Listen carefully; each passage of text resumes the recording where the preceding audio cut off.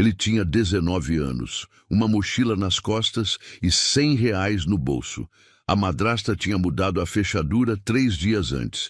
O quarto onde ele dormiu a vida inteira virou depósito de coisas dela. E o trator enferrujado, que todo mundo chamou de sucata, foi o único investimento que ninguém apostou 1 centavo. Mas às vezes, o que parece lixo para todo mundo é exatamente o que você precisa para reconstruir tudo. Antes de continuar, me conta nos comentários de onde você está ouvindo. Quero saber quão longe essa história vai chegar.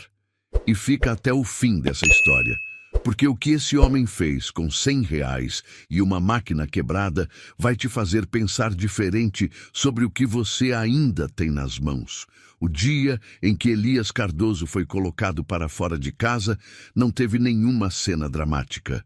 Não houve gritos, não houve portão batendo com força. Foi pior do que isso.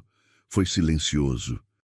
Neide esperou ele voltar do campo no fim da tarde, quando o sol já tinha perdido a força e o ar cheirava a terra seca e capim queimado. Ela estava sentada na varanda com uma expressão que Elias conhecia bem. Aquela de quem já tomou uma decisão e só está esperando o momento certo de comunicar. Preciso te falar uma coisa, ela disse, sem levantar os olhos do celular. Elias parou na beira do degrau.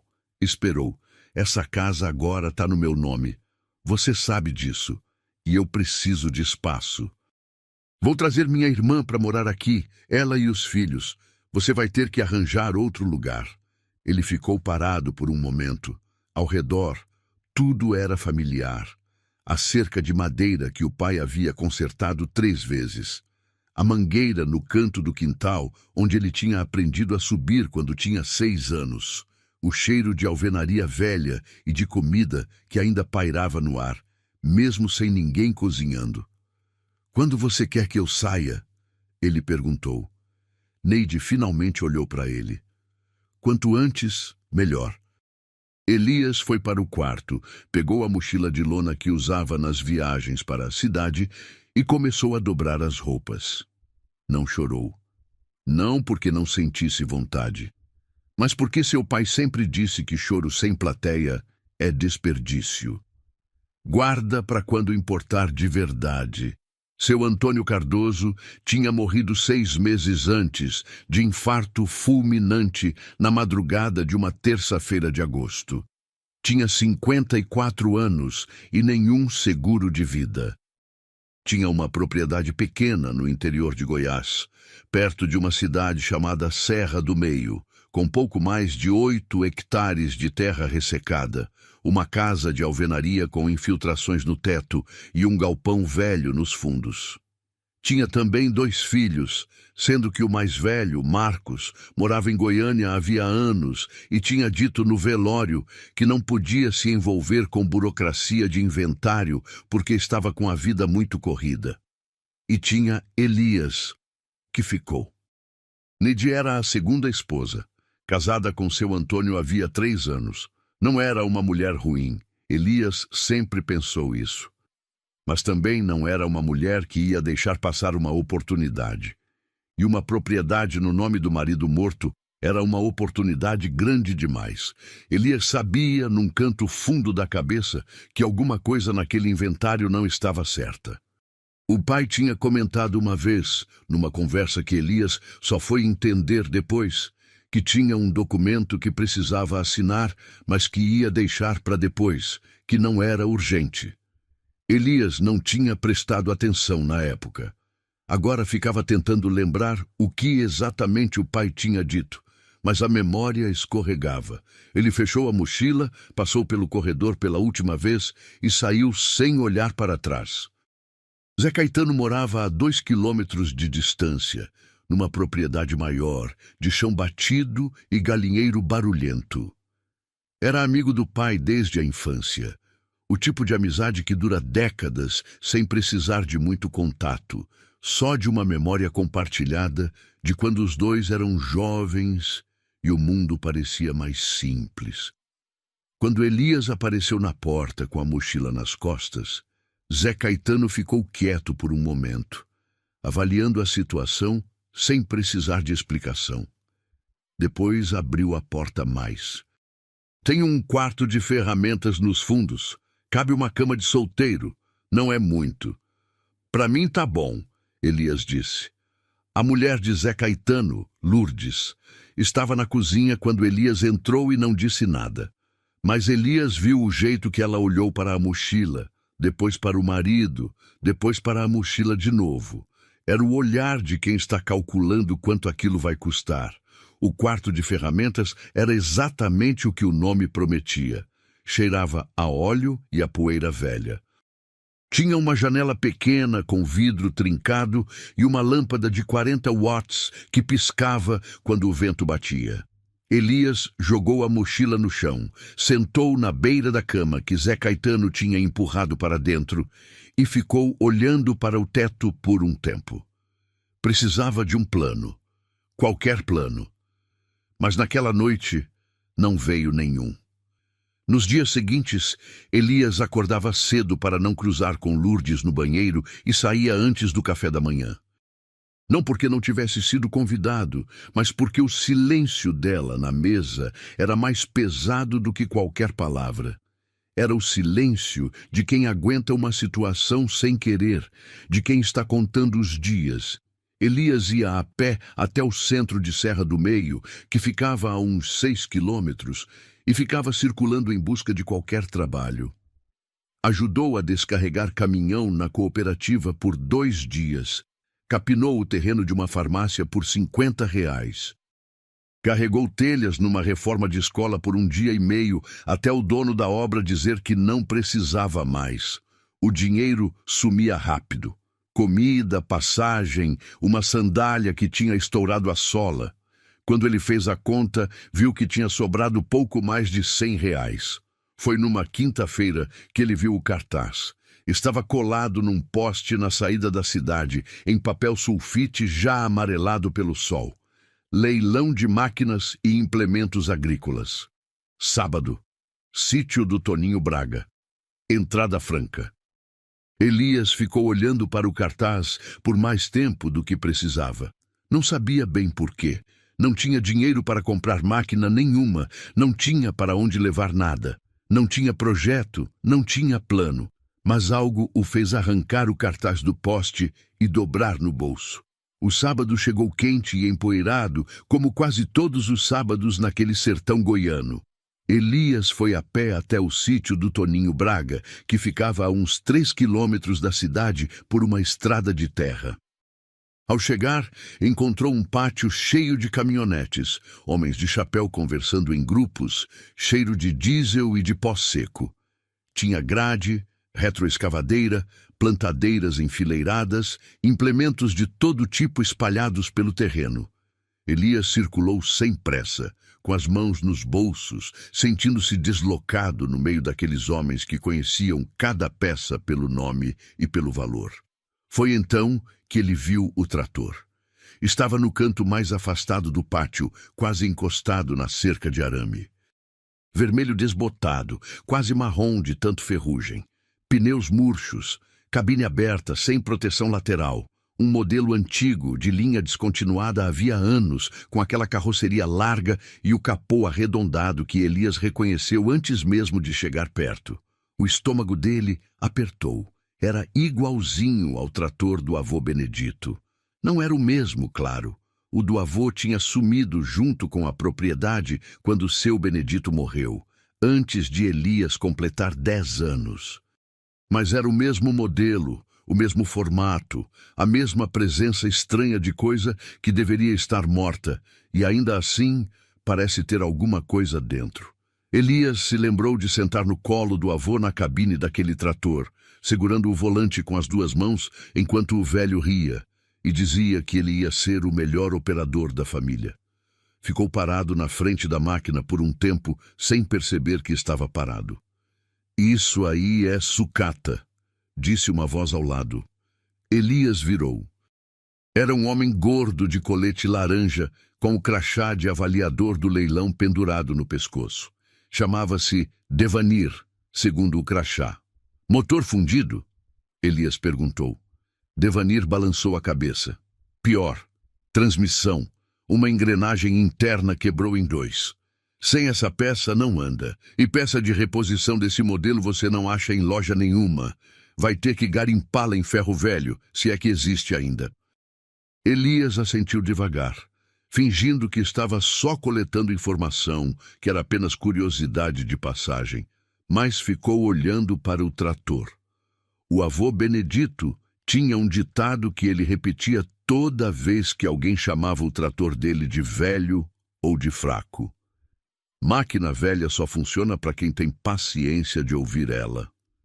Elias nunca tinha entendido direito o que o avô queria dizer com isso. Achava que era só jeito de falar de homem caipira com apego à ferramenta antiga.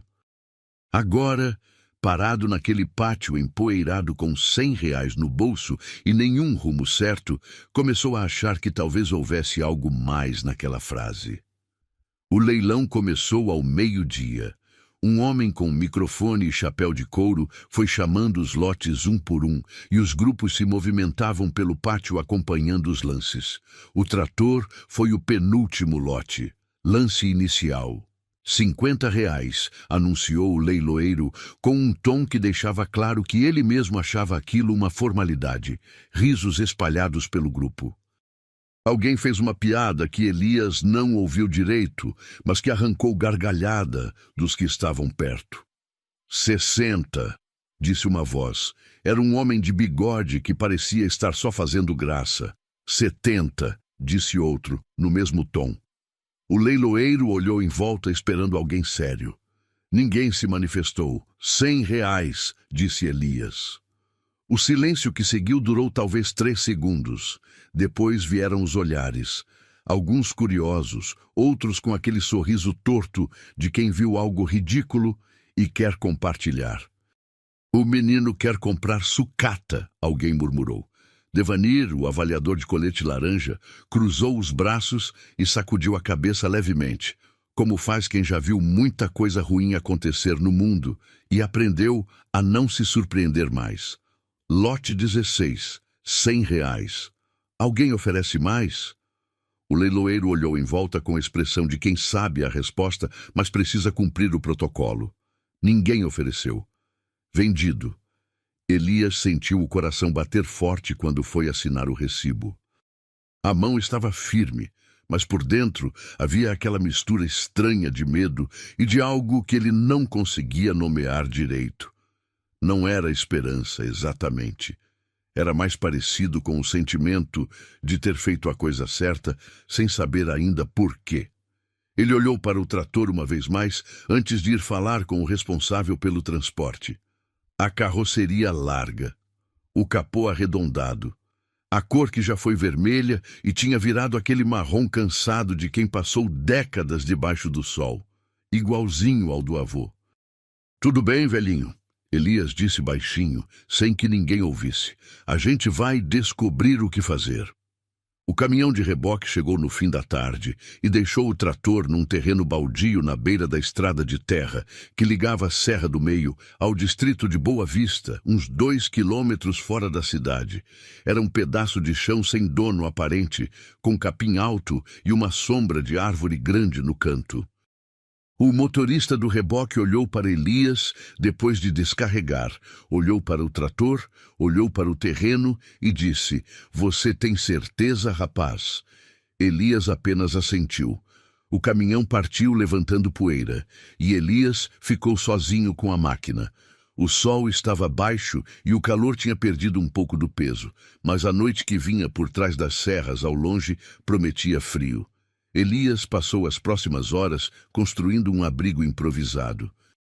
Usou a lona que tinha comprado na ferragem da cidade antes do leilão, 2 varas de bambu que achou no mato e o lado da cabine do trator como parede.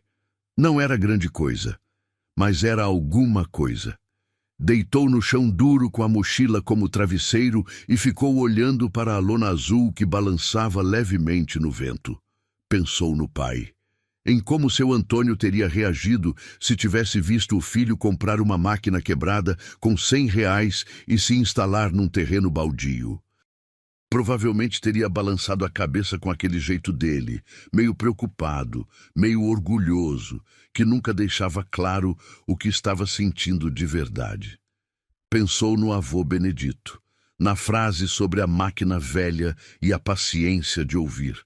Pensou em Neide, e depois decidiu parar de pensar em Neide porque isso não ajudava. Lá longe, num terreno que havia sido da família por décadas, uma luz acendia na janela da casa onde ele tinha crescido. Ele não conseguia ver daqui, mas sabia que estava lá. Fechou os olhos. Amanhã ele ia até a biblioteca, ia ler tudo o que encontrasse sobre transmissão de trator, ia descobrir o nome exato da peça quebrada e ia começar a procurar. Por enquanto era isso. Por enquanto era suficiente.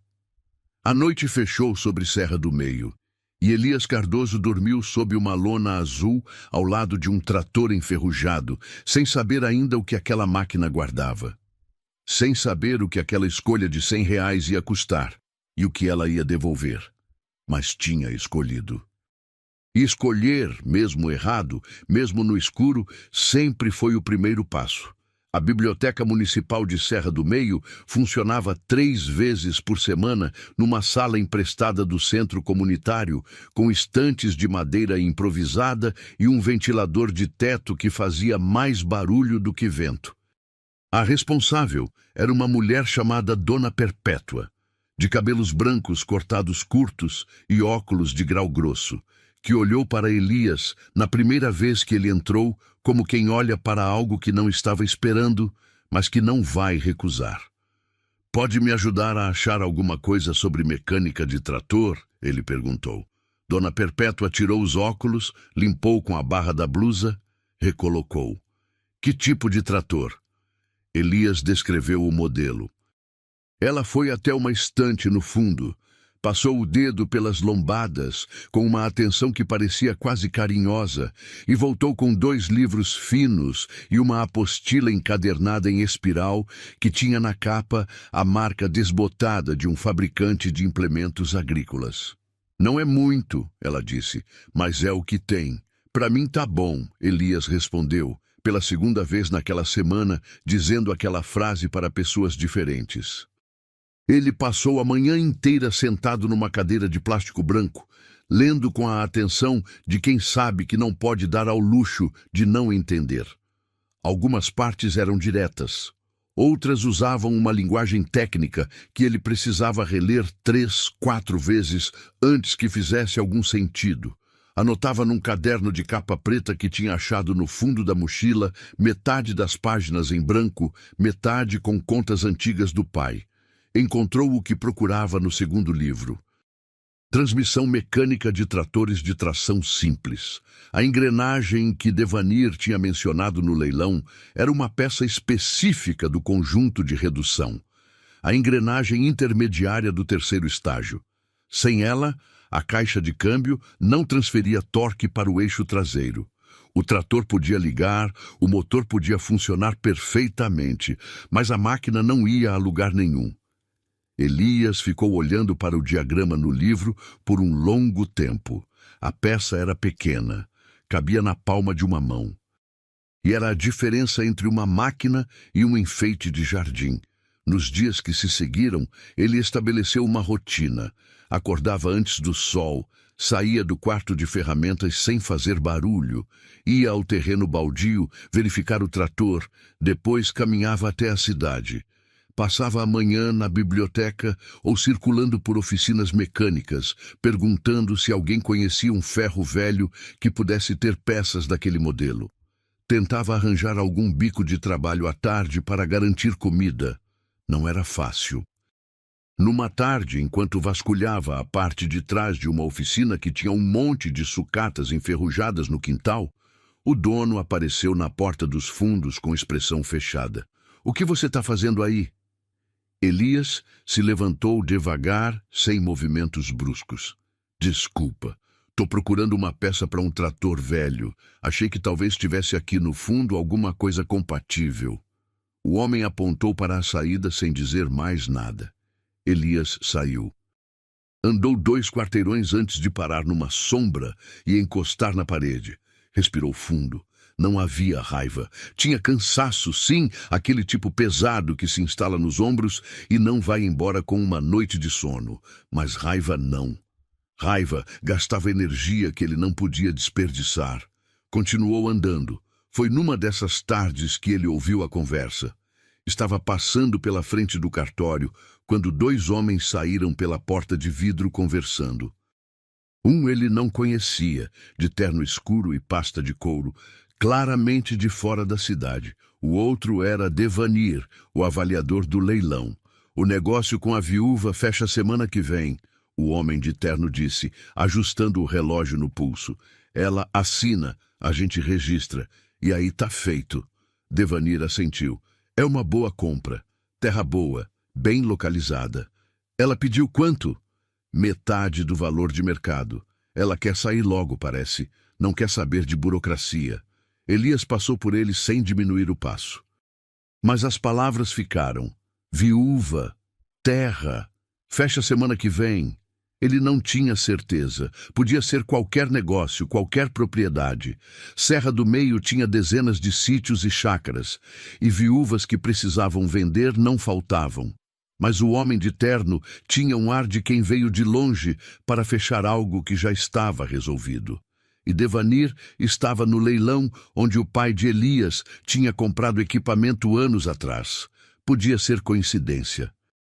Elias foi até a biblioteca, pediu licença à dona Perpétua e perguntou se ela sabia de alguma venda de terra grande na região nas últimas semanas.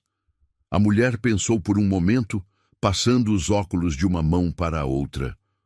Ouvi falar que a propriedade dos Cardoso vai ser vendida, a viúva do Antônio, mas não sei os detalhes não. Elias ficou parado. Os Cardoso, a propriedade do pai. Saiu da biblioteca devagar, como quem sai de um lugar onde o chão afundou um pouco embaixo dos pés e ainda não tem certeza se vai continuar cedendo. Naquela noite, deitado sob a lona com o caderno aberto no peito, Elias tentou organizar o que sabia. Sabia que Neide estava no nome da propriedade, sabia que o inventário tinha sido feito rápido, mais rápido do que ele julgava normal. Sabia que o pai tinha mencionado um documento não assinado. E sabia agora que havia um comprador de fora querendo fechar negócio com urgência. O que ele não sabia era se havia alguma irregularidade real ou se estava construindo uma história na cabeça para ter um motivo de luta além da sobrevivência básica. Mas havia uma coisa que o pai sempre dizia. Quando alguém tem pressa de fechar um negócio, pergunta quem está com pressa e por quê. Pressa em negócio de terra nunca é boa para quem vende. Elias fechou o caderno. Precisava de alguém que entendesse de direito e não tinha dinheiro para pagar advogado nenhum, mas isso era problema de amanhã. Por enquanto, havia a peça do trator. Havia o ferro velho a 40 quilômetros que um mecânico chamado Osmar tinha mencionado como possibilidade. E havia a necessidade de arranjar transporte até lá. Um problema de cada vez. Osmar trabalhava numa borracharia na saída da cidade. Um homem de 40 e poucos anos, com mãos permanentemente manchadas de graxa e um jeito de falar direto que Elias gostou desde o primeiro dia. Tinha sido Osmar quem, sem que Elias pedisse, perguntou o que ele estava procurando quando o viu estudando um diagrama de transmissão na calçada em frente à oficina. Elias explicou. O trator, a peça, o modelo. Osmar ouviu sem interromper. Depois balançou a cabeça. Sei de um ferro velho em Jaraguá que pode ter coisa desse modelo. Um tal de Gonçalo. Guarda tudo, esse homem. Nunca joga nada fora. Como eu chego lá? Osmar pensou por um momento. Na sexta, eu tenho que ir buscar pneu em Jaraguá. Posso te levar se você me ajudar a carregar. Foi assim que, na sexta-feira de manhã, Elias estava sentado na cabine de uma caminhonete velha ao lado de Osmar, vendo a paisagem de cerrado passar pela janela, enquanto o outro falava sobre a estiagem, sobre o preço do combustível, sobre um sobrinho que tinha comprado uma moto e já tinha caído 2 vezes. Elias ouvia e respondia quando precisava, mas a maior parte do tempo ficava olhando para as pastagens secas e as árvores tortas do cerrado e pensando na engrenagem que precisava encontrar. E no comprador de terno escuro saindo do cartório, e no documento que o pai não tinha assinado. O ferro velho do Gonçalo era um pátio imenso de terra vermelha, cercado por uma grade enferrujada, com peças espalhadas sem ordem aparente, pilhas de metal que iam da altura do joelho até acima da cabeça, corredores improvisados que se abriam e fechavam entre os montes de sucata como um labirinto sem lógica. Gonçalo era um homem miúdo de uns 60 anos, com boné surrado e um olhar de quem catalogou mentalmente cada peça daquele caos e consegue encontrar qualquer coisa em menos de 5 minutos. Elias descreveu a peça. Gonçalo assentiu sem dizer nada. Foi andando pelo pátio com passos curtos e seguros. Dobrou numa esquina entre duas pilhas de chapas. Abaixou atrás de uma carcaça de motor e voltou segurando uma engrenagem coberta de óleo ressecado. É essa? Elias pegou. Comparou mentalmente com o diagrama que tinha desenhado no caderno. O número de dentes, o diâmetro, o encaixe central. É essa, ele disse. Quanto o senhor quer? Gonçalo olhou para a peça, depois para Elias, com aquela avaliação silenciosa de quem já vendeu muita coisa para muita gente e desenvolveu um senso apurado de quem pode e quem não pode pagar. R$30. Elias tinha R$22 no bolso. Tenho 22 agora. Na semana que vem, eu trago o resto. Gonçalo ficou um momento olhando para ele. Depois estendeu a peça. Me traz na semana que vem. Elias fechou a mão em torno da engrenagem e sentiu o peso dela, pequeno e denso, como uma promessa de metal. De volta em Serra do Meio, ele foi direto ao terreno. Era fim de tarde, a luz ficando dourada e longa sobre o capim. Elias abriu o capô do trator, consultou o diagrama no caderno e começou a trabalhar. Não tinha as ferramentas certas. Tinha um conjunto básico que Zé Caetano tinha emprestado, sem fazer perguntas. Uma chave inglesa ajustável, 2 chaves de boca, um alicate e um martelo de borracha. Precisaria de mais, mas trabalharia com o que tinha. A caixa de câmbio ficava no centro da estrutura, protegida por uma carcaça de ferro presa por 8 parafusos. 2 deles tinham oxidado e precisaram de força para soltar. Um terceiro estava numa posição que exigia um ângulo impossível com as ferramentas que ele tinha. E Elias passou quase 1 hora adaptando, tentando diferentes combinações, até encontrar um jeito.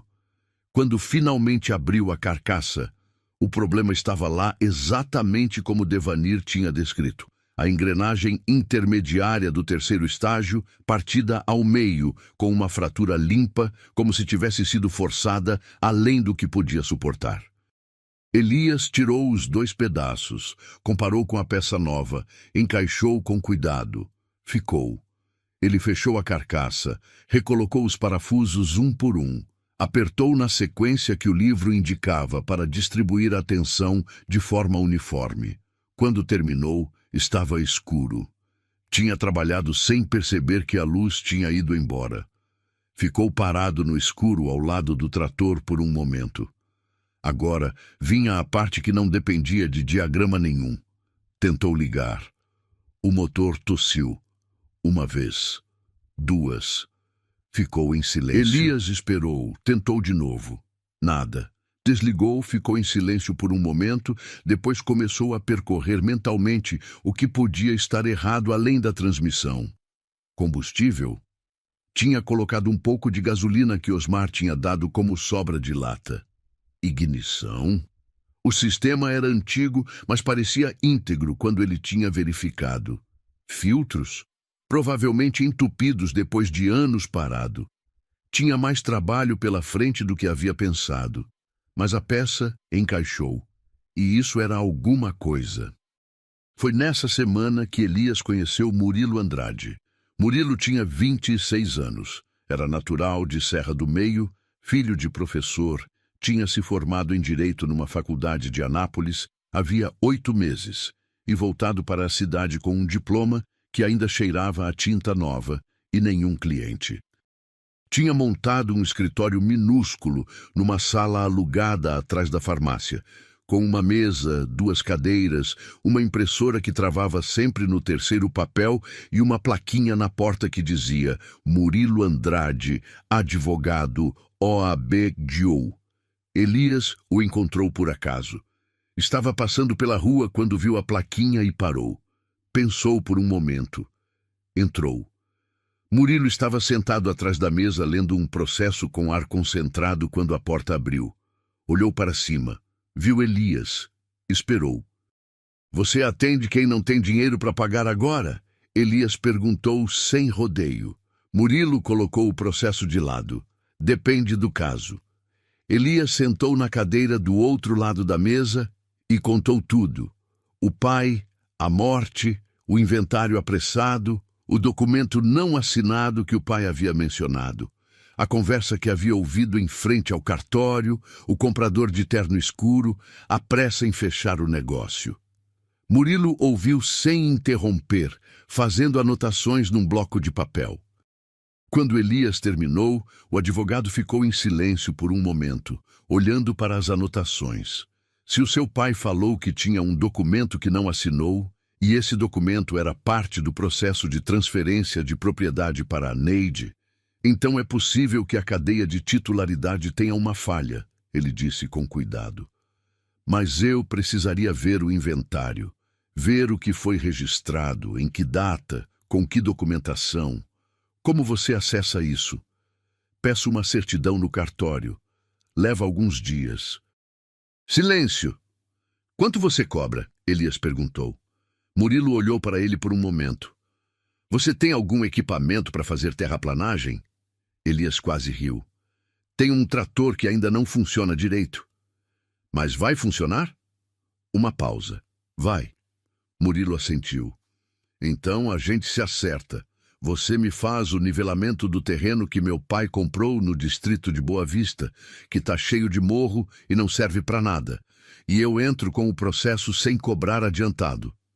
Elias ficou olhando para ele por um momento. Trato feito, ele disse. Murilo estendeu a mão.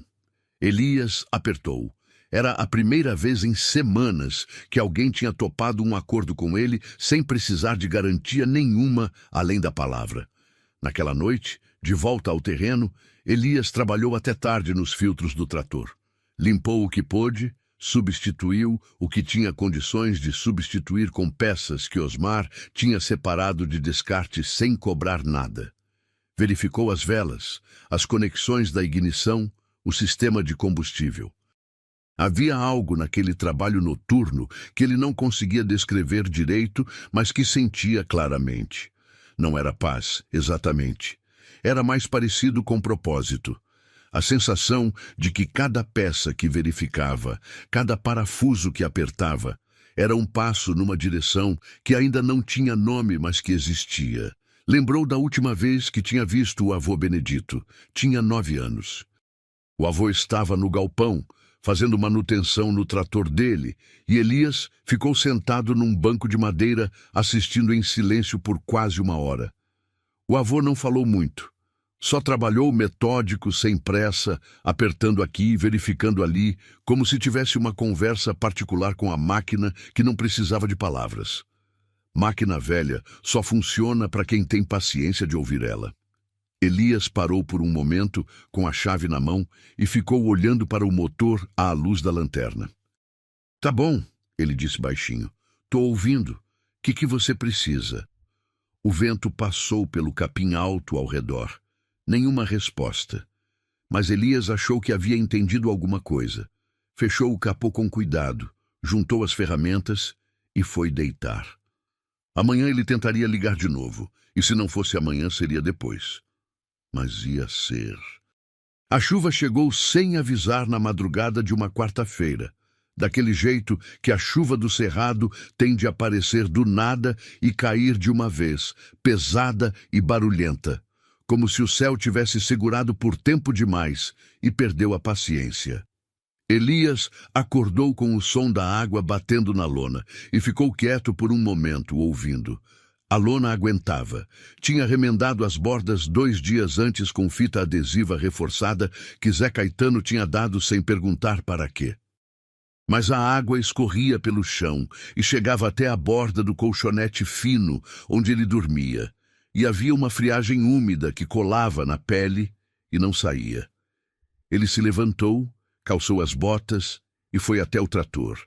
Nos últimos dias, tinha identificado 2 problemas além da transmissão. O carburador estava entupido com uma crosta de combustível velho, ressequido, o tipo que se forma quando um motor fica parado por anos sem ser ligado. E havia uma falha no sistema de ignição, um contato frouxo entre a bobina e o cabo de vela que interrompia a faísca antes que ela chegasse com força suficiente para pegar o motor. Tinha consertado os 2. O carburador com paciência e uma lata de produto de limpeza que Osmar tinha cedido. A ignição com uma lixa fina e um pedaço de fio que tinha retirado de uma extensão elétrica velha encontrada no quarto de ferramentas de Zé Caetano, com permissão. Teoricamente, o motor devia ligar. Mas teoria e trator velho de 30 anos são 2 coisas que nem sempre concordam. Elias subiu na cabine, ajustou o acelerador, girou a chave. O motor tossiu 3 vezes e morreu. Desceu, abriu o capô, verificou os cabos da ignição de novo. Tudo parecia no lugar. Fechou, subiu, tentou de novo. 2 tosses. Silêncio. A chuva intensificou. A água batia no capô de metal com um som de percussão irregular. Elias desceu novamente. Desta vez verificou o filtro de ar, que estava parcialmente obstruído pela umidade. Limpou com um pano seco que tinha guardado dentro de um saco plástico exatamente para situações assim. Subiu. Tentou. Nada. Ficou sentado na cabine sem proteção lateral. A chuva molhando o lado esquerdo do rosto e o ombro, olhando para o painel simples do trator com a expressão de quem está tentando entender uma língua que quase conhece, mas não de todo. "O que você quer?" ele disse em voz baixa. Que está faltando?" Nenhuma resposta. É claro que não tinha resposta. Era um trator, não uma pessoa. Mas a frase do avô ficou passando na cabeça. Paciência de ouvir. Elias desceu da cabine, andou até a frente da máquina e ficou parado na chuva, olhando para o motor. Não para consertar, só para olhar. Como o avô Benedito fazia às vezes, parado no galpão sem ferramenta nenhuma na mão, só olhando para o motor antes de trabalhar, como se precisasse primeiro entender a situação antes de agir. E foi olhando assim, parado na chuva, que Elias viu. O cabo da bobina tinha uma microfissura na isolação, quase invisível, que provavelmente não aparecia quando estava seco, mas que com a umidade da chuva criava uma fuga de corrente antes que a faísca chegasse à vela. Era um defeito minúsculo, do tipo que não aparece em diagrama nenhum e que só se encontra olhando de perto, com atenção, sem pressa. Paciência de ouvir. Elias foi até a mochila. Tirou a fita isolante que tinha sobrado do reparo da lona. Voltou para o motor encharcado e envolveu o cabo com 3 camadas cuidadosas, pressionando para eliminar qualquer bolha de ar. Fechou o capô, subiu, girou a chave. O motor tossiu 1 vez, 2. Na terceira, pegou. O som que saiu do trator não era suave. Era rouco, irregular nos primeiros segundos, como uma voz que não é usada há muito tempo e precisa se aquecer antes de funcionar direito. Mas era um som real, vivo, com aquela vibração que sobe pelo banco e pelos pés e chega no peito como alguma coisa que pertence ao mundo físico e não à imaginação. O motor estabilizou. A rotação ficou constante.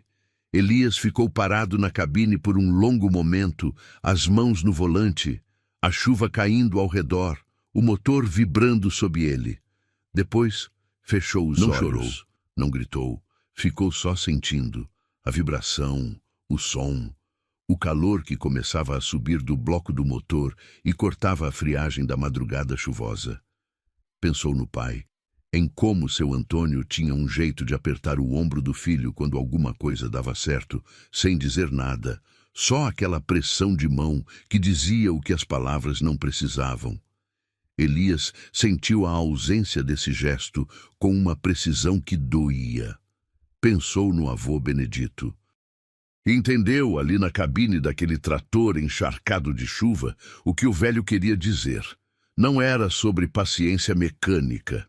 Era sobre o tipo de atenção que você precisa ter com qualquer coisa que importa, com uma terra, com uma pessoa, com você mesmo. A paciência de não desistir antes de entender de verdade o que está na sua frente. O motor continuou rodando. Elias abriu os olhos, colocou o trator em ponto morto e simplesmente ficou ali por alguns minutos, deixando a máquina se aquecer, deixando o momento existir sem pressa de fazer alguma coisa com ele. A chuva começou a enfraquecer. Lá no horizonte, atrás das serras escuras, o céu começava a clarear numa faixa fina de cinza mais claro. Não era o amanhecer ainda. Era o aviso do amanhecer, a promessa de que o sol vinha. Elias respirou fundo, o ar cheirando a terra molhada e a óleo quente. "Tá bom, velhinho", ele disse para o trator, com aquele tom de quem confirma um acordo. "A gente vai trabalhar." A primeira pessoa que o contratou foi Dona Conceição Furtado, uma mulher de 50 e poucos anos que criava galinhas caipiras e tinha um pedaço de terra atrás de casa que precisava ser limpo de mato alto antes do plantio de feijão. Ela o viu passando pela estrada de terra, com o trator fazendo aquele barulho inconfundível de motor antigo em funcionamento, e acenou da janela. Elias parou. "Você faz roçado?" Ela perguntou, já na beira da estrada, com um prato de pano na mão, como se tivesse saído no meio de alguma tarefa doméstica. "Faço", ele respondeu, sem saber ainda exatamente como. Ela olhou para o trator com uma expressão avaliativa que não era de desdém, era de alguém que já viveu tempo suficiente para saber que aparência e capacidade raramente andam juntas. "Quanto você cobra?" Elias hesitou. Não tinha pensado nisso ainda. R$ 30, ele disse, chutando um número que parecesse razoável sem ser absurdo. Dona Conceição balançou a cabeça. "Te dou 40 se fizer bem feito. Tenho pressa porque a janela de plantio está fechando." Elias assentiu. Trato feito. Trabalhou o dia inteiro no terreno dela. O trator tinha implemento nenhum. Então o trabalho era mais limitado do que seria com o equipamento certo, mas ele conseguiu limpar a maior parte do mato usando a força do motor e uma lâmina improvisada que Osmar tinha ajudado a adaptar na boca do trator com sobras de ferro da borracharia. Quando terminou, Dona Conceição veio verificar com aquela mesma expressão avaliativa. Andou pelo terreno, pisou no chão em 2 ou 3 pontos, olhou para as bordas. "Ficou bom", ela disse. E foi buscar o dinheiro sem mais cerimônia. R$ 40. Era pouco, mas era o primeiro dinheiro ganho com o trator. E havia uma diferença enorme entre esse dinheiro e qualquer outro que Elias tinha recebido nas semanas anteriores.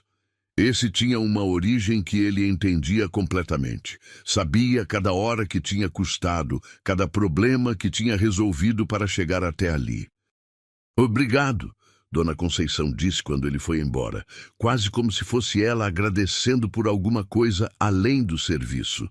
Elias só acenou e seguiu pela estrada de terra com o trator batucando sob ele. Murilo ligou 3 dias depois. Consegui a certidão do inventário. Ele disse sem preâmbulo. "E você tinha razão, tem uma inconsistência grande." Elias parou o que estava fazendo. "Que tipo de inconsistência?" "O seu pai iniciou um processo de doação em vida da propriedade para você e seu irmão, faz uns 2 anos. Doação em vida, entende? Não era testamento. Era uma transferência formal, enquanto ele ainda era vivo. Mas o processo ficou incompleto porque faltou a assinatura dele num documento de ratificação no cartório. Ele morreu antes de assinar. Elias ficou em silêncio por um momento. A conversa que o pai tinha mencionado. O documento que ia deixar para depois. E o inventário que a Neide fez? Ele perguntou. É aí que fica interessante, Murilo disse, e havia no tom dele aquela contenção de quem tem uma informação importante e está escolhendo as palavras com cuidado. O inventário dela foi feito como se esse processo de doação nunca tivesse existido. Mas ele existe. Tem protocolo, tem data, tem número de registro. Alguém precisaria ter informado sobre ele na abertura do inventário e não informou. Isso é crime? Pode ser. Depende de se foi omissão intencional ou erro. Mas, independente disso, significa que o inventário tem uma falha grave que pode ser contestada. A propriedade não podia ter sido incluída no espólio dela sem antes resolver o processo de doação pendente. E a venda para o Regis Monteiro? Se a gente entrar com a ação antes da escritura ser assinada, dá para pedir uma liminar suspendendo a venda. Mas precisa ser antes, Elias. Depois que a escritura registrar, fica muito mais complicado. Quanto tempo a gente tem? Uma pausa. Murilo respirou. Ouvi dizer que a assinatura está marcada para sexta-feira da semana que vem. Elias olhou para o trator parado à sua frente. Olhou para as mãos, ainda com marcas de graxa das bordas das unhas. Então a gente tem 9 dias. 9 dias, Murilo confirmou. Naquela tarde, Elias foi até a casa de Zé Caetano, bateu na porta e esperou. Foi Lourdes quem abriu, com aquele olhar costumeiro de quem está calculando o incômodo. Zé Caetano tá? Elias perguntou. Ela abriu a porta mais sem dizer nada. Zé Caetano estava na varanda dos fundos, consertando uma rede de dormir com uma agulha grande. Levantou os olhos quando Elias chegou. Preciso de um favor, Elias disse. Grande. Zé Caetano pousou a agulha. Fala. Elias explicou tudo, desde o começo. O processo de doação incompleto, o inventário com a falha, a venda iminente, os 9 dias. Zé Caetano ouviu sem interromper, com aquela atenção quieta de homem do interior, que aprendeu que a maioria dos problemas importantes merece silêncio antes de resposta. Quando Elias terminou, o velho ficou em silêncio por um momento. Seu pai me falou desse processo de doação, ele disse por fim. Falou que ia regularizar, que era uma questão de ir ao cartório assinar. Nunca achei que ia morrer antes. Elias sentiu alguma coisa apertar no peito. Você pode depor sobre isso? Se o advogado precisar de testemunha, Zé Caetano assentiu sem hesitar. Posso. O Antônio era meu amigo. E o que é certo é certo. Lourdes apareceu na porta dos fundos nesse momento, de braços cruzados, ouvindo. Elias esperou algum comentário ácido. Ela ficou em silêncio por um momento, olhando para o marido, depois para Elias. Vai querer jantar? Ela perguntou. Era a primeira vez que ela oferecia alguma coisa sem que ninguém pedisse. Elias ficou um segundo sem saber o que responder. Depois assentiu. Obrigado, Lourdes. Ela voltou para dentro sem mais nada. Zé Caetano olhou para a porta onde a mulher tinha sumido, depois para Elias, com um sorriso discreto nos cantos da boca. Ela tem o coração bom, ele disse baixinho. Só demora para mostrar. Os dias seguintes foram os mais intensos desde que Elias tinha saído de casa. De manhã, ele pegava serviço com o trator, qualquer serviço que aparecesse, porque precisava do dinheiro para cobrir os custos do processo e ainda sobrar alguma coisa para comer.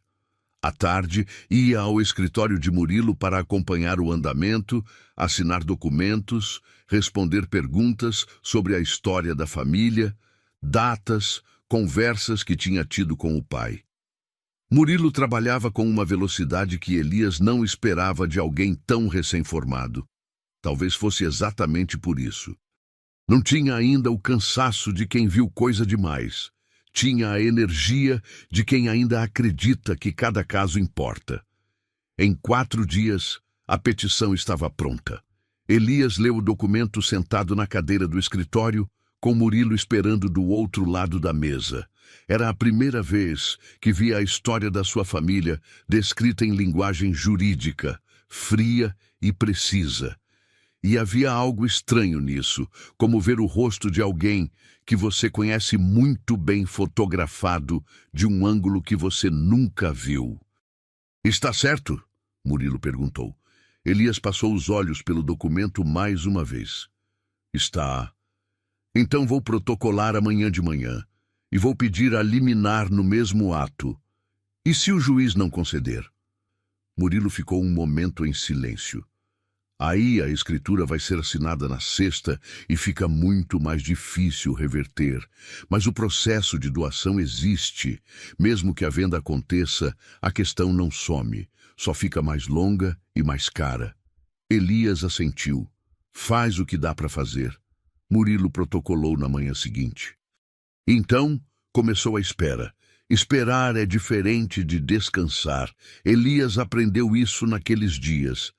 Você espera com o corpo inteiro, com uma tensão baixa que não vai embora, que fica instalada entre os ombros e no fundo do estômago, como um aviso que não se cansa de repetir, que ainda não acabou, que ainda tem coisa pendente, que ainda não pode baixar a guarda. Ele continuou trabalhando. Era a única coisa que ajudava. Limpou o terreno de um criador de gado no distrito de Boa Vista. Preparou o solo de uma horta comunitária que uma associação de mulheres estava tentando montar perto da escola. Transportou material de construção para uma reforma de casa na rua de trás da praça. As pessoas começavam a conhecer o trator. Não pelo dono ainda, mas pela presença. Aquele barulho característico de motor antigo funcionando, a carroceria vermelha desbotada que aparecia aqui e ali pelas estradas de terra de Serra do Meio.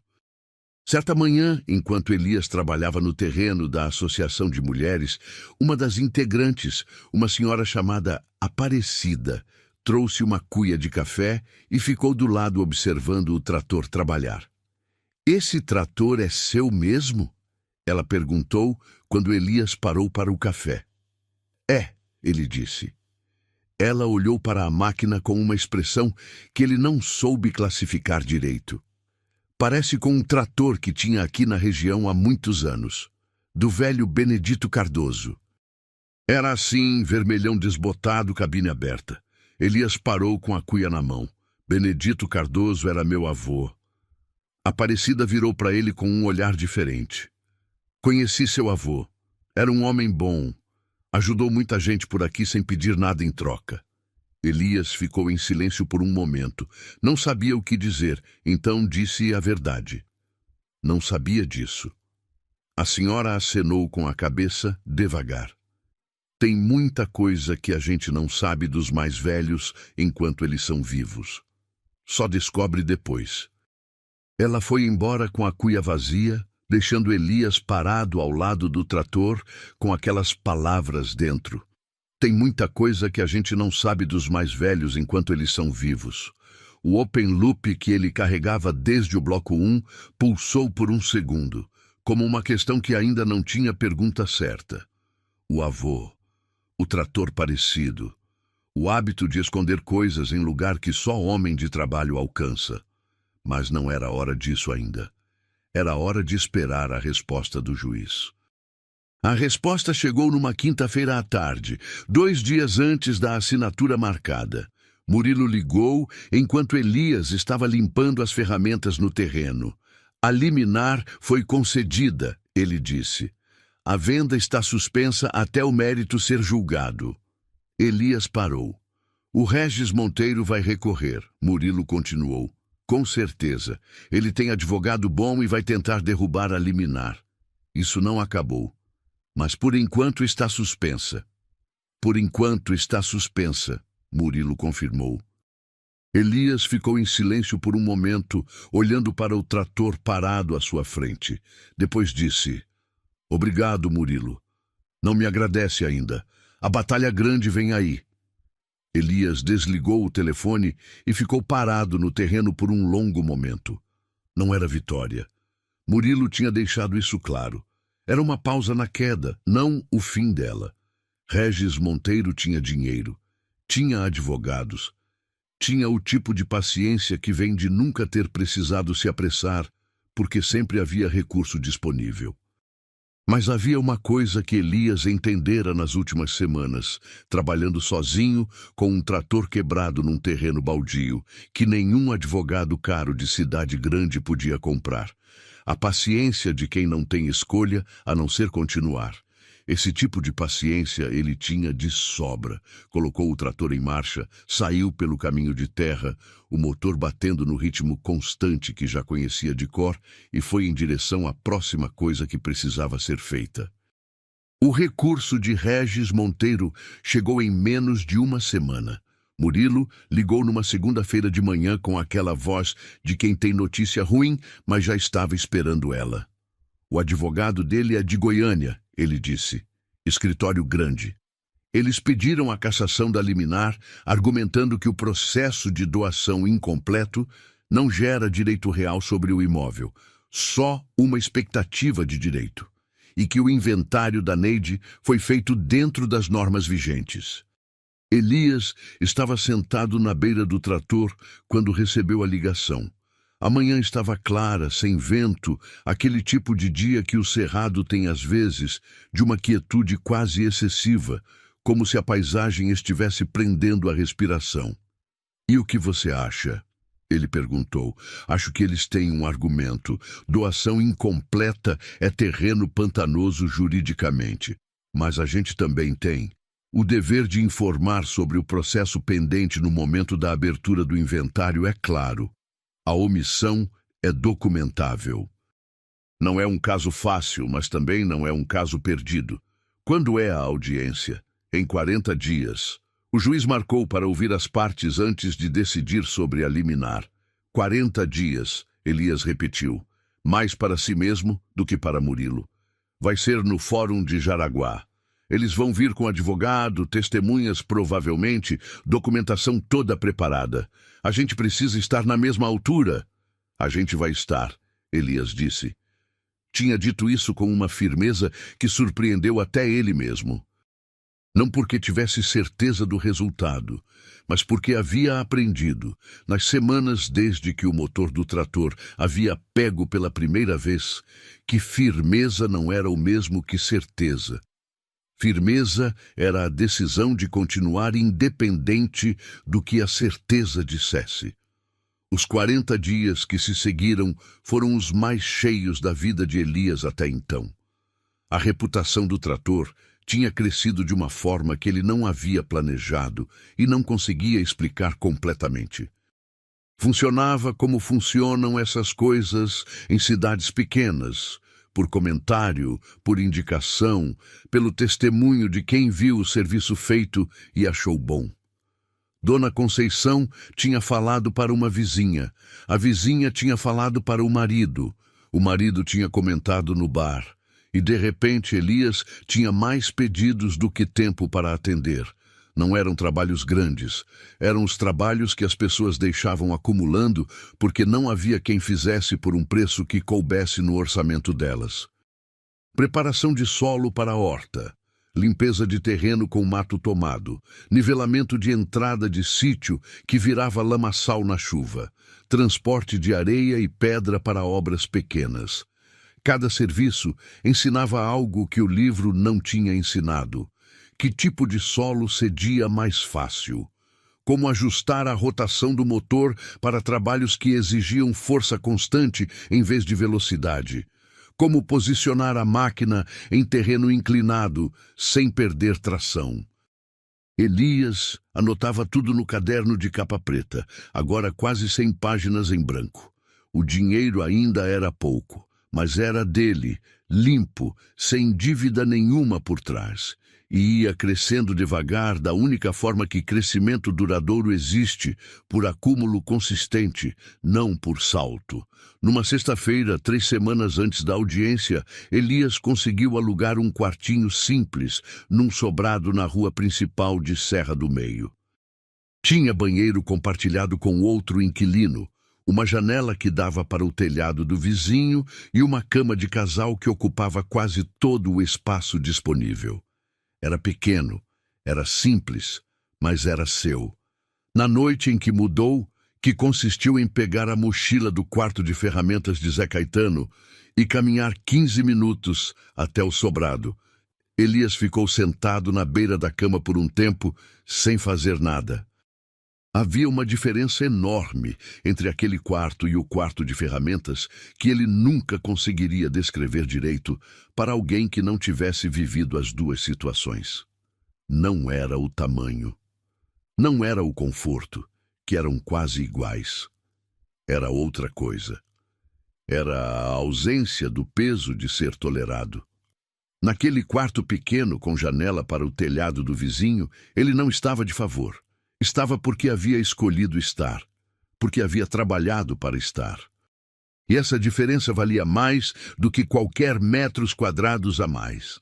Antes de dormir, foi até a janela e ficou olhando para o telhado de telha de barro do vizinho, iluminado pelo luar. Pai, ele disse baixinho, sem saber muito bem para onde estava falando. Tô indo. Zé Caetano foi até o escritório de Murilo numa tarde para prestar depoimento formal sobre a conversa que havia tido com seu Antônio a respeito do processo de doação. Elias foi junto, mas ficou do lado de fora, sentado num banco de praça na frente do escritório, porque Murilo tinha dito que era melhor que as testemunhas não ficassem na mesma sala antes de depor. Ficou olhando o movimento da rua. Uma criança correndo atrás de um cachorro, um casal de idosos caminhando devagar, um homem consertando a calçada na frente da padaria com um cimento que transbordava pela borda das formas. Pensou no irmão, Marcos. Tinha tentado ligar 2 vezes desde que Murilo encontrou o processo de doação. Na primeira vez, Marcos atendeu e disse que estava em reunião e ligaria de volta. Não ligou. Na segunda vez, caiu na caixa de mensagens. O processo de doação beneficiava os dois, Elias e Marcos, em partes iguais. Mas Marcos não demonstrava interesse nenhum. Talvez porque já tivesse construído uma vida em Goiânia que não precisava da terra. Talvez porque a distância tivesse apagado o vínculo de um jeito que Elias não conseguia entender de dentro. Não havia ressentimento.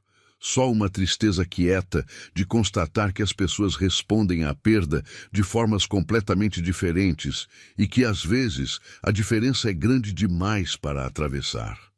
Zé Caetano saiu do escritório 40 minutos depois, com aquela postura de quem cumpriu uma obrigação que não era leve, mas era necessária.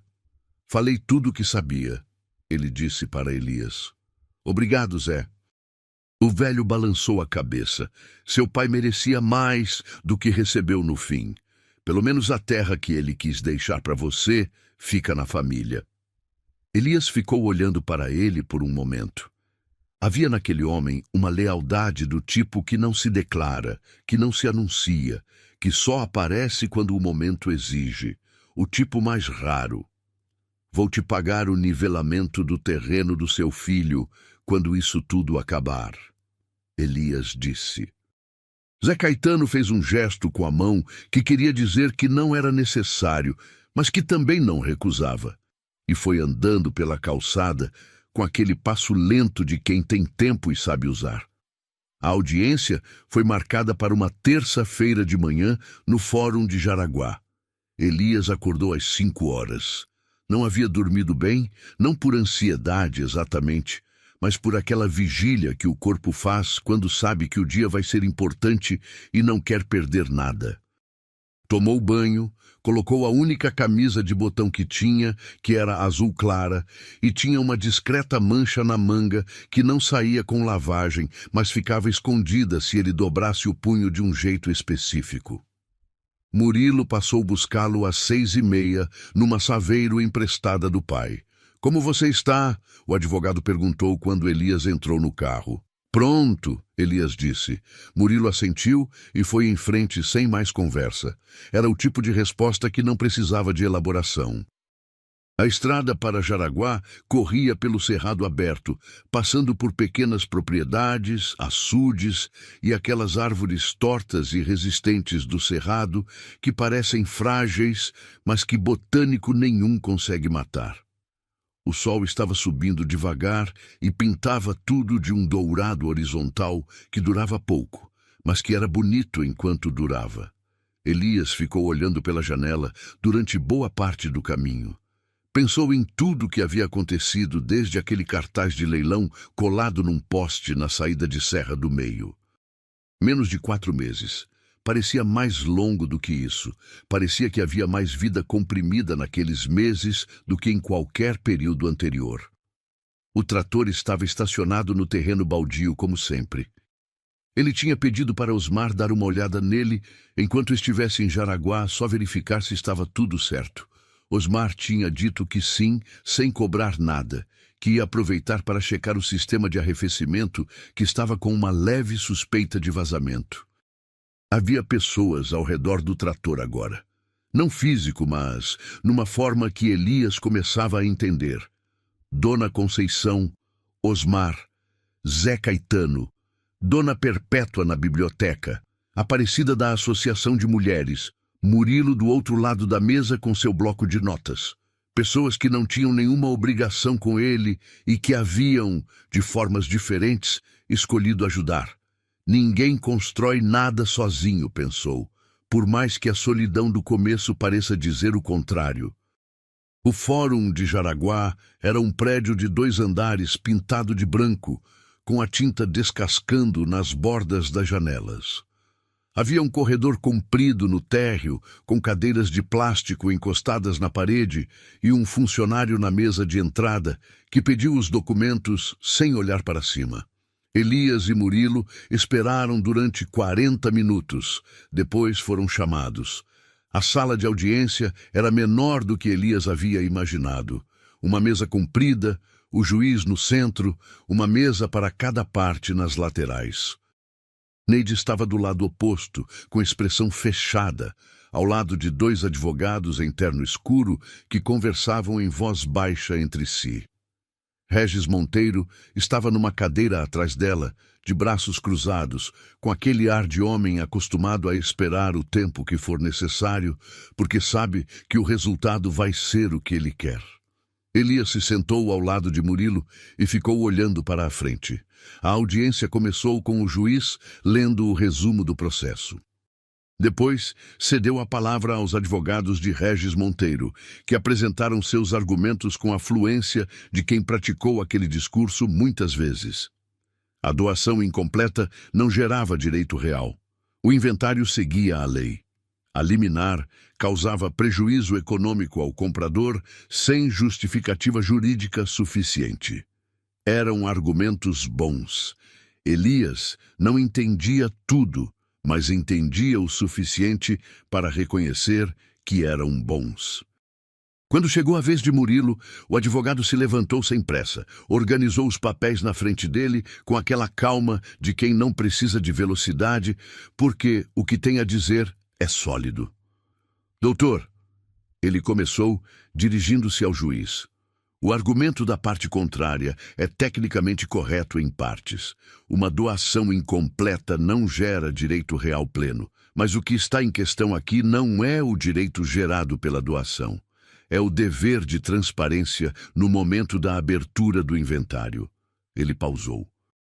O processo de doação em vida do senhor Antônio Cardoso está protocolado no cartório desta comarca com data anterior à morte do doador. Tem número de registro. Tem testemunho de quem o conhecia e sabia da intenção declarada. E não foi mencionado em nenhum momento durante a abertura do inventário. A pergunta que precisa ser respondida é simples. Por quê? O silêncio na sala durou alguns segundos. O juiz olhou para os advogados de Regis Monteiro.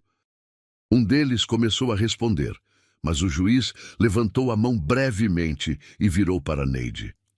A senhora tinha conhecimento desse processo de doação antes de abrir o inventário? Neide ficou em silêncio por um momento. Depois, disse que não sabia dos detalhes do processo, que o marido não a havia informado completamente. O juiz assentiu devagar. Fez algumas anotações. Pediu para Zé Caetano, que tinha sido convocado como testemunha, entrar na sala. Zé Caetano entrou com o chapéu na mão, sentou na cadeira indicada e respondeu às perguntas com a simplicidade direta de quem não tem nada a esconder e, por isso, não precisa pensar antes de falar. Confirmou a conversa com seu Antônio. Confirmou a intenção declarada do amigo de regularizar a doação. Confirmou a data aproximada da conversa. Quando saiu, a sala ficou em silêncio novamente. O juiz olhou para os papéis por um longo momento. Depois olhou para Elias, que estava sentado quieto ao lado de Murilo, sem gestos, sem expressão forçada, com aquela quietude de quem aprendeu a não gastar energia com o que ainda não aconteceu. O processo tem mérito para seguir em julgamento completo, o juiz disse por fim. A liminar é mantida, a venda fica suspensa até a decisão de mérito. Um dos advogados de Regis Monteiro começou a falar, mas o juiz já estava escrevendo e não levantou os olhos. A audiência estava encerrada. No corredor do fórum, Murilo apertou o braço de Elias. Não acabou, ele disse, com cautela de profissional que já aprendeu a não criar expectativa excessiva. O mérito ainda vai a julgamento. Pode demorar meses. Elias assentiu. Mas a expressão não era de impaciência. Era de quem ouviu o que precisava ouvir e já estava calculando o próximo passo. Quanto tempo você acha? 6 meses. Talvez 8. Depende da pauta do juiz e se eles recorrerem de cada decisão. Elias ficou em silêncio por um momento. Do lado de fora do fórum, Neide passou por eles no corredor sem olhar. Um dos advogados dela, sim, olhou para Elias com aquela expressão neutra de profissional que não tem sentimento pessoal no processo. Regis Monteiro foi o último a sair. Parou por um segundo diante de Elias, os dois olhando um para o outro. Era um homem de uns 50 anos, bem vestido, com o tipo de expressão que vem de décadas acostumado a ter o que quer no tempo em que quer. Não havia raiva no olhar dele. Havia algo mais complicado do que raiva. Era o reconhecimento de quem encontrou um obstáculo que não havia previsto e ainda está calculando como contorná-lo. Ele não disse nada. Continuou andando. Elias ficou olhando para as costas dele até sumir pela porta. Não havia satisfação fácil naquele momento, só a compreensão clara de que aquilo não era sobre vencer Regis Monteiro. Era sobre não deixar que a terra do pai sumisse em silêncio, como se nunca tivesse pertencido à família. Era sobre o que é certo. Na volta para a Serra do Meio, Murilo estava mais falante do que na ida. Comentou sobre a audiência, sobre os pontos que achava fortes, sobre o que precisaria reforçar para o julgamento de mérito. Elias ouvia e respondia, mas uma parte da cabeça já estava em outro lugar. Estava pensando no trator. Tinha prometido a Murilo o nivelamento do terreno do pai dele em Boa Vista. Era hora de cumprir. E havia outros serviços esperando. E havia a questão do sistema de arrefecimento que Osmar ia verificar, que podia ser simples ou podia ser um problema maior. Havia sempre a próxima coisa. E Elias estava aprendendo que isso não era um fardo. Era a estrutura da vida, quando você tem um rumo. A próxima coisa a fazer é o que mantém você em movimento. Chegaram em Serra do Meio no fim da tarde. Elias agradeceu a Murilo, desceu da Saveiro e foi direto ao terreno baldio onde o trator estava. Osmar tinha deixado um bilhete preso no banco da cabine com uma fita adesiva. Sistema de arrefecimento ok. Era só uma mangueira folgada. Apertei. Qualquer coisa me chama. Elias tirou o bilhete, dobrou no bolso. Ficou parado ao lado do trator por um momento, com o sol quase no horizonte, pintando o cerrado de laranja e vermelho. Aquelas cores do fim do dia, que no interior do Brasil têm uma intensidade que parece exagerada, mas que é simplesmente real. Passou a mão na carroceria do trator. O metal estava morno do sol da tarde, igualzinho ao do avô. A frase de Aparecida voltou. Tem muita coisa que a gente não sabe dos mais velhos enquanto eles são vivos. E havia uma coisa que Elias estava começando a achar que precisava verificar. Não por pressa, não por suspeita de nada, mas porque havia algo naquele trator que ele ainda não havia olhado com a atenção devida. Algo que ficava puxando no canto da mente como uma pergunta sem forma ainda. Mas não era hoje. Hoje tinha sido longo o suficiente. Ele colocou a chave na ignição, o motor pegou no primeiro giro, com aquela confiança que só vem de uma máquina que foi bem cuidada, e saiu pelo caminho de terra em direção à cidade, deixando uma nuvem de poeira fina por trás que o vento do cerrado levou devagar, como se o dia inteiro estivesse sendo apagado com cuidado, pronto para o que vinha a seguir. Os meses que se seguiram à audiência foram os mais parecidos com uma vida normal, que Elias havia experimentado desde a morte do pai. Não havia resolução ainda. O processo corria no ritmo lento que processos têm, com prazos e recursos e aquelas esperas longas entre uma movimentação e outra que seriam angustiantes para alguém que não tivesse aprendido a habitar o tempo de uma forma diferente. Mas Elias havia aprendido. Havia aprendido nos dias debaixo da lona, nas madrugadas, consertando o motor no escuro, nas semanas em que o único plano era chegar ao dia seguinte. A espera era só mais uma coisa a trabalhar ao redor. O trabalho com o trator tinha chegado num patamar que ele não havia previsto quando havia levantado a mão naquele leilão empoeirado. Não era abundância, mas era sustento real, construído serviço por serviço com uma reputação que crescia porque o trabalho era bom e porque Elias era do tipo que aparece no horário combinado, faz o que prometeu e não cobra além do acordado. Em Serra do Meio, essas três coisas juntas eram mais raras do que pareciam. Ele tinha comprado um segundo implemento para o trator, uma grade aradora simples de segunda mão que havia encontrado num anúncio de um sítio a 30 quilômetros. Tinha pago com 3 semanas de trabalho guardadas. Com a grade, conseguia preparar solo para plantio de verdade, não só limpar mato, e isso abriu um tipo de serviço diferente, mais técnico, para produtores que queriam preparar área para a safra e não tinham máquina própria disponível. Osmar tinha se tornado uma espécie de sócio informal, sem contrato nenhum, só pelo peso da confiança acumulada.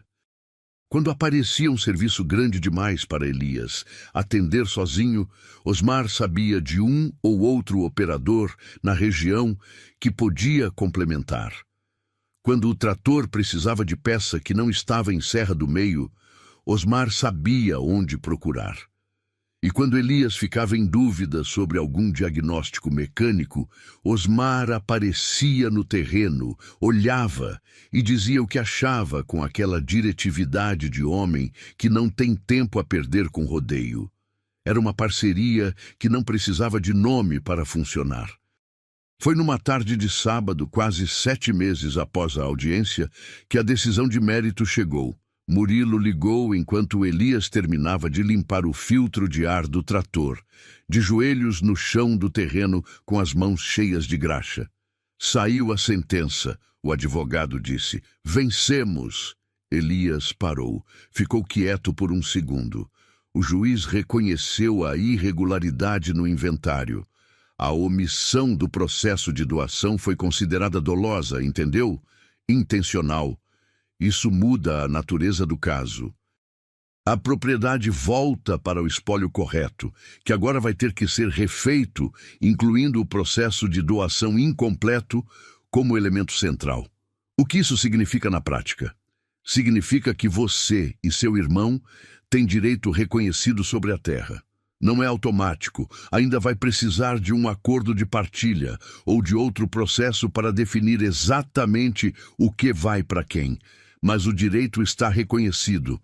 A Neide não pode vender mais. E o Regis Monteiro perdeu o negócio. Silêncio.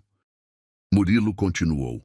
Ela pode recorrer ainda, mas as chances dela na segunda instância são pequenas, dado como o juiz fundamentou a decisão. Foi bem escrita. Elias ficou olhando para as próprias mãos, cheias de graxa, por um momento. Você fez um bom trabalho, Murilo, ele disse. A gente fez, o advogado corrigiu. Sem o Zé Caetano, sem o depoimento dele, não tinha a mesma força. Elias concordou em silêncio. Depois perguntou, e o meu irmão? Ele precisa saber.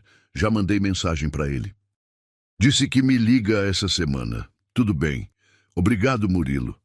Desligou o telefone. Ficou ajoelhado no chão do terreno por mais alguns momentos, o filtro de ar na mão, o sol da tarde batendo de lado. Não havia euforia. Havia algo mais quieto do que euforia.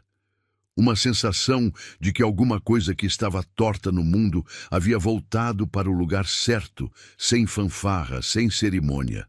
Apenas o alívio simples e profundo de quem carregou um peso por tempo suficiente para saber exatamente quanto ele pesava. Voltou a limpar o filtro de ar. Tinha serviço para terminar. Marcos ligou 3 dias depois. Era a primeira vez que os dois falavam de verdade desde o velório do pai. Não a primeira tentativa. A primeira conversa de fato, com tempo de um lado e do outro, sem desculpa de reunião ou de compromisso. Marcos tinha 42 anos, era engenheiro civil, tinha 2 filhos pequenos e uma vida em Goiânia, que havia sido construída deliberadamente longe de Serra do Meio. Não por rejeição, Elias entendia isso agora, mas por necessidade de distância, pelo tipo de fuga que alguns filhos fazem quando o lugar de onde vêm tem peso demais. Ouvi tudo do Murilo, Marcos disse. Você foi atrás disso sozinho. Não totalmente, Elias respondeu. Tive ajuda. Mas você começou. Você ficou. Pausa. Eu não ia conseguir ficar, Elias. Você sabe disso. Eu precisei sair dali quando saí. Não me arrependo, mas também não vou fingir que foi fácil largar. Elias ficou em silêncio por um momento. Eu sei. A terra que o pai queria deixar para a gente. O que você quer fazer com ela? Não tinha pensado ainda numa resposta definitiva.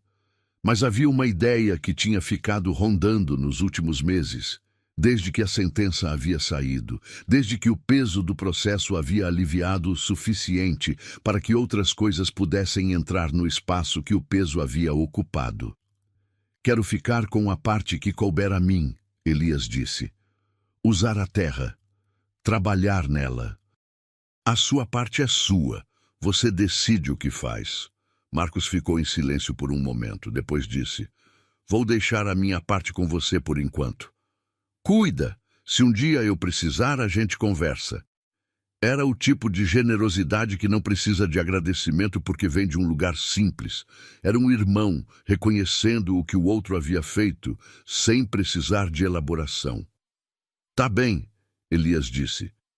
Cuida de você também, Marcos disse antes de desligar. Pai ficaria orgulhoso. Elias ficou com o telefone na mão por um momento depois que a ligação encerrou. Depois colocou no bolso e foi até o trator. Havia uma coisa que ele havia adiado por tempo suficiente. Não havia urgência. Nunca havia. Era mais aquela pergunta sem forma que ficava pulsando de tempos em tempos, especialmente quando passava a mão na carroceria do trator e sentia aquela familiaridade estranha de coisa que parece ter memória. A conversa com a Aparecida. O avô Benedito e o hábito de ajudar gente sem pedir nada em troca. A semelhança do trator. A frase sobre a paciência de ouvir. Elias pegou as ferramentas e começou a fazer o que havia prometido a si mesmo que faria quando tivesse tempo e cabeça. uma revisão completa do trator. Não porque precisava, a máquina estava funcionando bem, mas porque havia aprendido que máquinas não falham de uma vez. Avisam antes, quieto, e você precisa prestar atenção. Trabalhou metódico, removendo painéis, verificando correias, limpando o compartimento do motor com cuidado. Tudo sólido, melhor do que tinha direito de ser, dado o estado em que a máquina havia chegado ao leilão. Então, chegou ao banco. Era um banco de metal simples, revestido por uma cobertura de borracha dura que havia rachado em vários pontos com o tempo. Elias o havia limpo antes, havia verificado os parafusos de fixação, mas nunca havia desmontado completamente, porque não havia necessidade aparente. Hoje, havia. Ele começou a remover os parafusos laterais. Eram 4, 2 de cada lado, enferrujados, mas não travados. Com a chave certa e um pouco de paciência, todos cederam. Levantou o banco. Embaixo havia a estrutura de suporte de ferro, como esperado. Mas havia também algo que não esperava. Uma cavidade pequena entre 2 tubos estruturais, deliberadamente fechada por uma chapa de metal fina que havia sido soldada e depois pintada da mesma cor do resto da estrutura. Quem não estivesse procurando especificamente, nunca encontraria. Elias ficou parado olhando para aquilo por um momento. Pegou a chave de fenda, trabalhou com cuidado na borda da chapa. Estava bem fixada, mas era fina, e com força controlada foi cedendo pela borda até sair inteira. Dentro havia um embrulho de lona encerada, do tipo que agricultor antigo usava para proteger papel da umidade. Elias pegou o embrulho com as 2 mãos. Era leve. Abriu com cuidado, desfazendo o nó de barbante que o fechava. Dentro havia cartas. Não era ouro, não era dinheiro. Eram folhas de papel dobradas, amareladas pelo tempo, escritas à mão com letra miúda e inclinada que Elias não reconheceu de imediato. Havia talvez 12, 15 folhas no total, cada uma dobrada separadamente. Ele abriu a primeira com cuidado, como quem abre alguma coisa que pode desaparecer se for manuseado errado. A letra era do avô Benedito. Ele reconheceu pelo jeito de fazer o B maiúsculo, com aquele laço duplo que o avô usava e que Elias havia visto nas poucas cartas que o velho havia mandado para o pai ao longo dos anos. Começou a ler. As cartas eram para seu Antônio. Escritas ao longo de vários anos, sem data consistente em algumas, com data precisa em outras.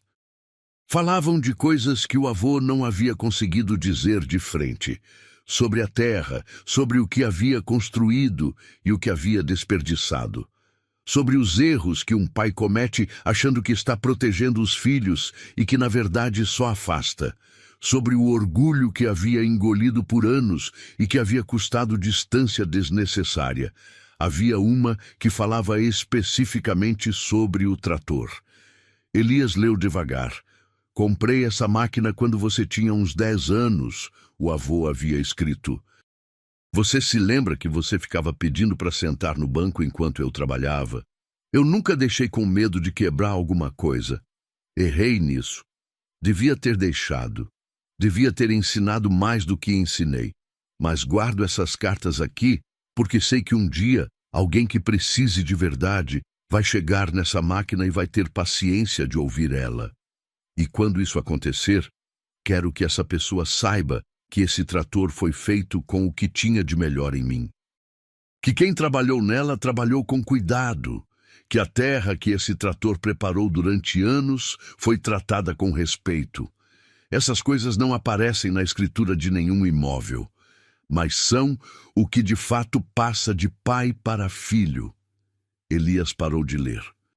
Ficou em silêncio por um longo momento.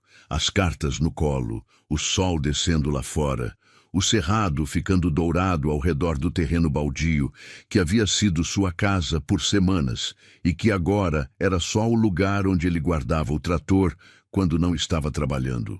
O avô não havia escondido ouro. Havia escondido o que considerava mais valioso do que ouro: a explicação de si mesmo, a tentativa tardia de fechar uma distância que havia crescido mais do que devia, e havia acertado na aposta. Havia escolhido esconder no único lugar onde chegaria alguém com paciência suficiente para ouvir. Elias dobrou as cartas com cuidado, colocou de volta no embrulho de lona, fechou com o barbante. Não havia pressa de ler tudo de uma vez. Havia tempo. Pela primeira vez em muito tempo, havia tempo.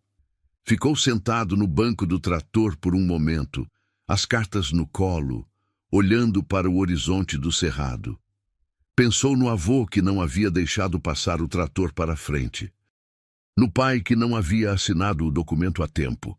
Nos dois homens que haviam, cada um à sua maneira, deixado coisas incompletas para o mundo resolver depois.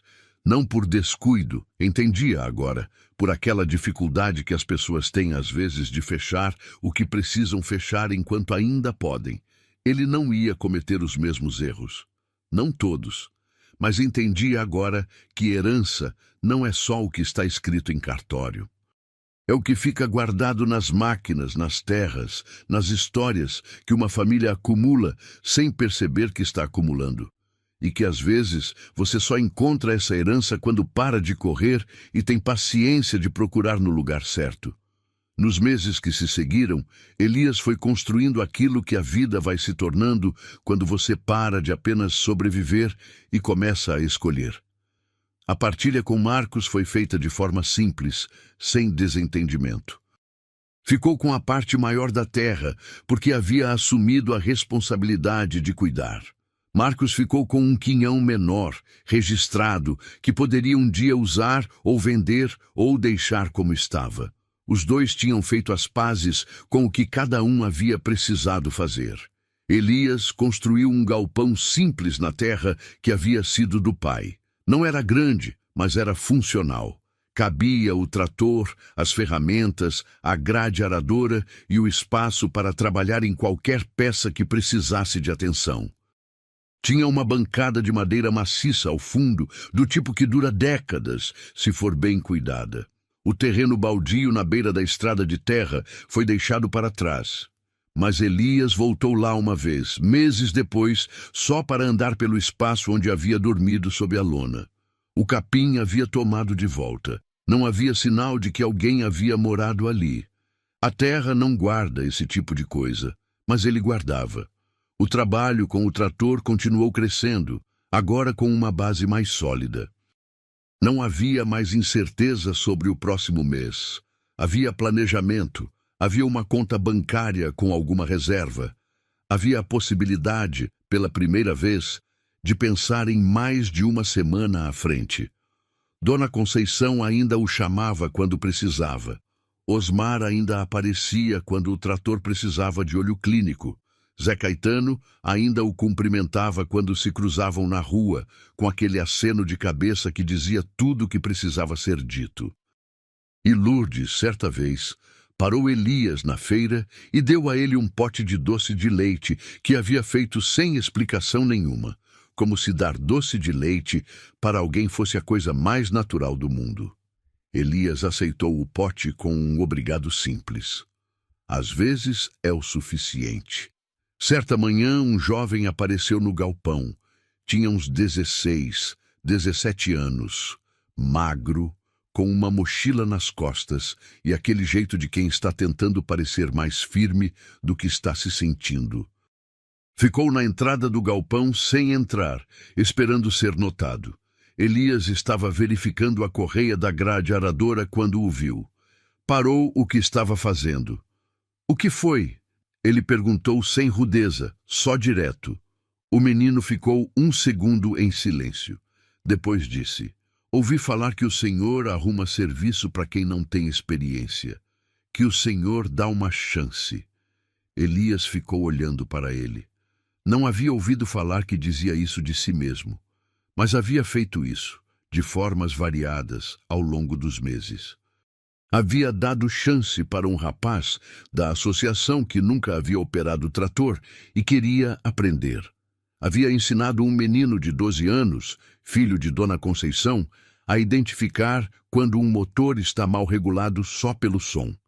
Havia levado um jovem de Boa Vista como ajudante num serviço grande e depois contratado o mesmo jovem quando o serviço seguinte apareceu. Não havia planejado fazer isso. Havia simplesmente feito porque parecia o que devia ser feito. "Como você se chama?" Elias perguntou. "Rafael." "Você já trabalhou com máquina alguma vez?" O menino balançou a cabeça. "Não, mas aprendo rápido." Elias ficou em silêncio por um momento. Depois voltou para a correia da grade, trabalhou nela por alguns segundos e, sem olhar para o menino, disse: "Tem uma vassoura atrás da porta. Começa varrendo o galpão. A gente conversa depois." Ouviu o barulho dos passos do menino entrando no galpão. Ouviu a vassoura sendo pega.